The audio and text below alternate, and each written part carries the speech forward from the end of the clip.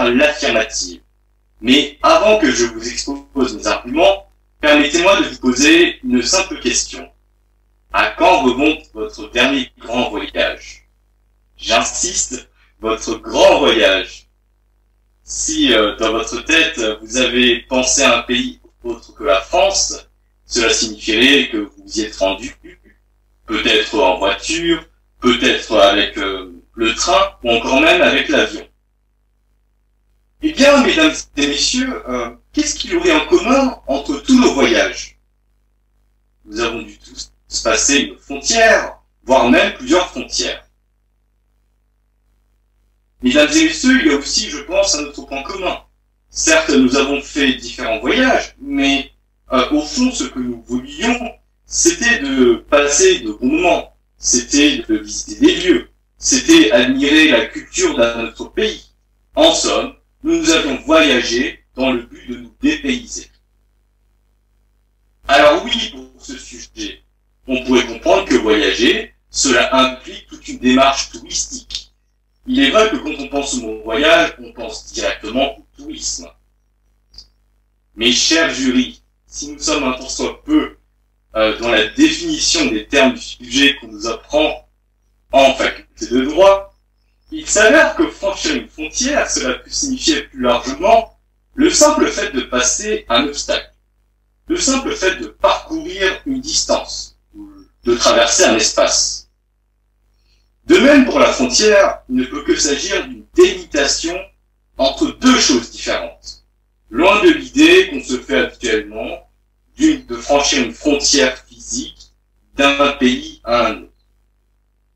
Et quant au mot voyager, le mot voyager pourrait par extension signifier le fait que quelqu'un, que vous ou moi, ou qu'une chose soit transportée, soit conduite d'un espace à un autre.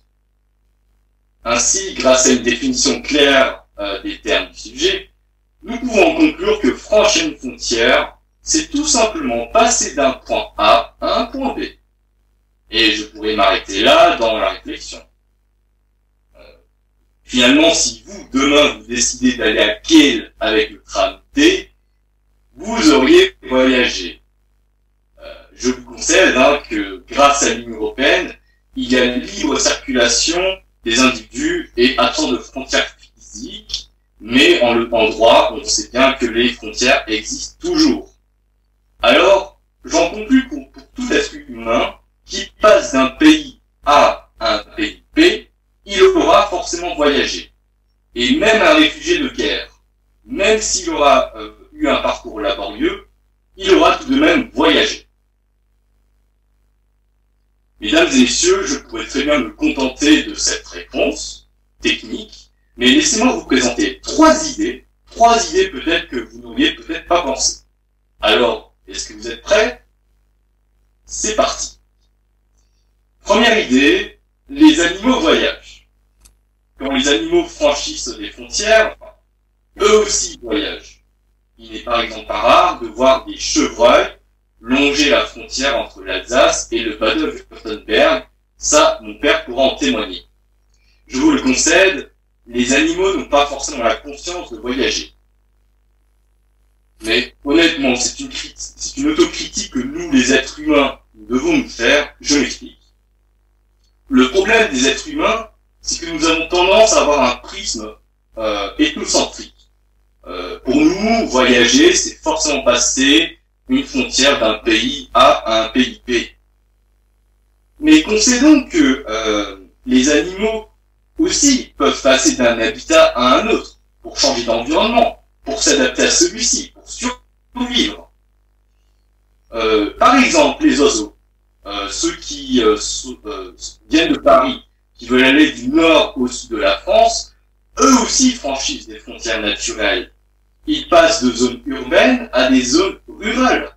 Et même nous, pour les êtres humains, si nous restons en France, si par exemple on décide d'aller en Corse, nous aurions quand même voyagé. Parce que le climat, l'environnement et les gens même comme les Corses sont bien différents de ceux qu'on trouve en Alsace.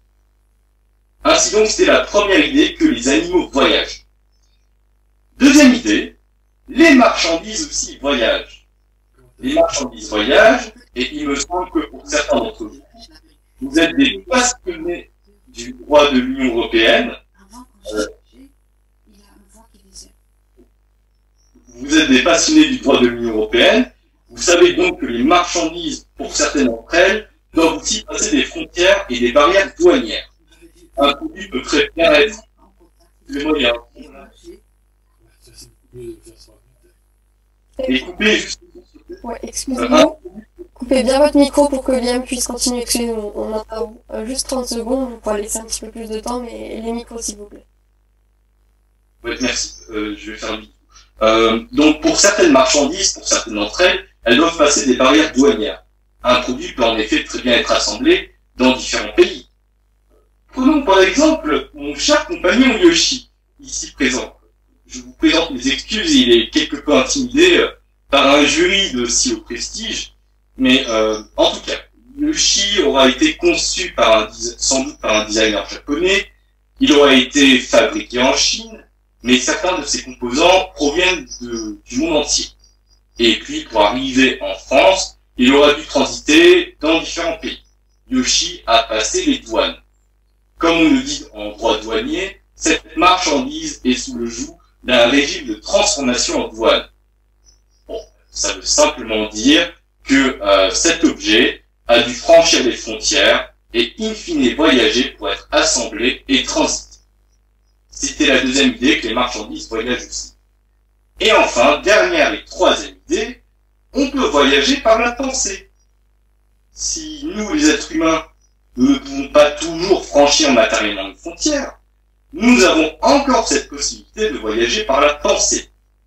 À cet égard, je vous le concède, nous avons cet incommensurable pouvoir de voyager, d'avoir ce pouvoir d'imagination, et grâce à la pensée, eh bien, nous pouvons franchir les dimensions spatiales et temporelles. Dimension spatiale, parce que quand on se remémore un voyage, eh bien, on peut se rappeler du moment où on a franchi une frontière. On peut aussi imaginer dans notre tête, par exemple, imaginez que vous avez un super pouvoir, celui de voler. En une fraction de seconde, vous pouvez passer de Strasbourg à New York en une fraction de pensée. Dimension temporelle aussi, car quand on lit un livre, eh bien, on se plonge dans la pensée. Les humanistes, quand ils ont redécouvert les textes, ils se sont plongés dans la Grèce antique. Ils ont voyagé à travers le temps. Ils ont imaginé l'époque ancienne. En cela, l'être humain est capable de voyager dans le temps, et notamment grâce à la lecture. Mesdames et messieurs, chers jurys, avec un sujet formulé comme tel, oui, nous pouvons affirmer qu'on peut, que franchir une frontière, c'est bien voyager, en tout cas pour les êtres humains. Au-delà des loisirs, le simple fait techniquement de passer d'un point A à un point B constitue bien un voyage. Mais je trouvais que le sujet méritait d'être étendu à notre simple capacité de se déplacer. D'abord, les animaux voyagent aussi, et cela consciemment ou non. Ensuite, pour la plupart des objets qui nous entourent, ceux-ci proviennent du monde entier et ont dû franchir des frontières douanières et in fine voyager. Parfois non. Enfin, et c'est un luxe que nous avons tous, nous avons cette possibilité de voyager avec la pensée, avec le souvenir, que ce soit dans l'espace ou dans le temps. Cher jury, j'en ai terminé avec ma présentation et je reste à votre entière disposition pour la suite de ce grand oral.